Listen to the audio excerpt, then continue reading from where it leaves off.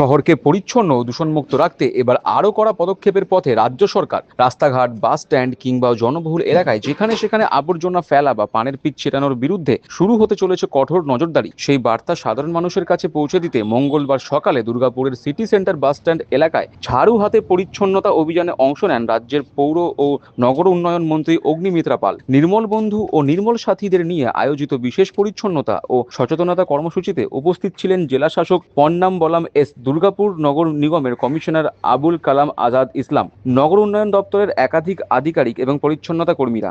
এদিন মন্ত্রী নিজে ঝাড়ু হাতে বাস স্ট্যান্ড সংলগ্ন বিভিন্ন এলাকায় পরিষ্কার পরিচ্ছন্নতার কাজে অংশ নেন, পাশাপাশি দোকানদারদের সঙ্গে কথা বলে তাদের পরিষ্কার পরিচ্ছন্নতা বজায় রাখার আহ্বান জানান। নির্মল বন্ধু এবং নির্মল সাথীদের নিয়ে আজকে দুর্গাপুরের বাস স্ট্যান্ডে এসেছি। আপনাদের জানাই যে মাননীয় প্রধানমন্ত্রী নরেন্দ্র মোদীজি 20 তারিখে তারকেশ্বরে আসছেন। তার আগে আমরা 6 দিনের 15 থেকে মানে গতকাল থেকে 20 তারিখ অবধি একটা 6 দিনের এক্সটেন্সিভ ক্লিনলিনেস প্রোগ্রাম, স্বচ্ছতা অভিযান নিয়েছি।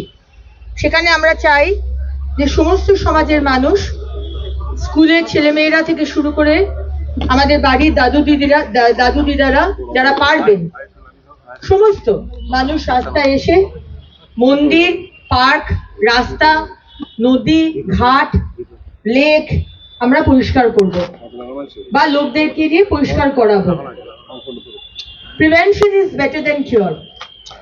তাই শুধু 5 দিন 6 দিনের ক্লিনলিনেস ড্রাইভ নিলাম, সেই করলে হবে না। আমরা যে স্বপ্ন দেখেছি সোনার বাংলা গড়ার, সেই সোনার বাংলা কখনোই হবে না যতক্ষণ স্বচ্ছ বাংলা না হয়, সবুজ বাংলা না হয়, আর সুস্থ বাংলা না হয়। আজকে পরিষ্কার যদি রাখি, জল জমতে না দিই, তাহলে ডেঙ্গিও হবে না, অসুখ বিসুখও হবে না। তাই আসুন, সমস্ত নির্মল বন্ধু নির্মল সাথীরা রয়েছেন আমার সাথে, তাদেরকে আমরা হেল্প করি এবং বাড়ি বাড়ি থেকে ওয়েট ওয়েস্ট আর ড্রাই ওয়েস্ট, রান্নাঘরের যে সবজি ফল সেটা একটা ডাব্বায় দিন, আর বাড়ির যে অন্য ড্রাই ওয়েস্ট সেগুলো একটা অন্য ডাব্বা করে নির্মল বন্ধু নির্মল সাথীদের হাতে দেবেন, একসাথে দেবেন না। তারা 5-6 দিন আপনার বাড়িতে যাবে, আপনাদেরকে অনুরোধ করবে আলাদা করে দেওয়ার জন্য। 5-6 দিন বাদে যদি আপনারা না দেন, তাহলে আপনার বাড়ি থেকে নির্মল বন্ধু নির্মল সাথী তারা কিন্তু ময়লা তুলবে না, ঠিক আছে?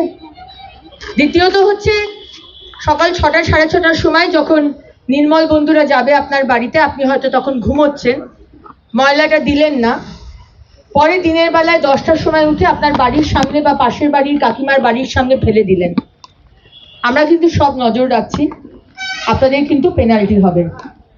তাই আসুন, পেনাল্টি যাতে না দিতে হয়, 1 সেপ্টেম্বর থেকে কেউ রাস্তাতে থুতু ফেলবেন, পানের পিক ফেলবেন, ওই পানের মশলার প্যাকেটগুলো ফেলবেন, চিপস খাবেন চিপস ফেলে দেবেন, বা দামি দামি গাড়িতে যাবেন, গাড়ির জানলাটা খুলে রাস্তায় ফেলে দেবেন, বাস থেকে ফেলে দেবেন, আমরা কিন্তু নজর রাখছি, পেনাল্টি হবে এবং মিনিমাম পেনাল্টি 100 টাকা থেকে শুরু হবে।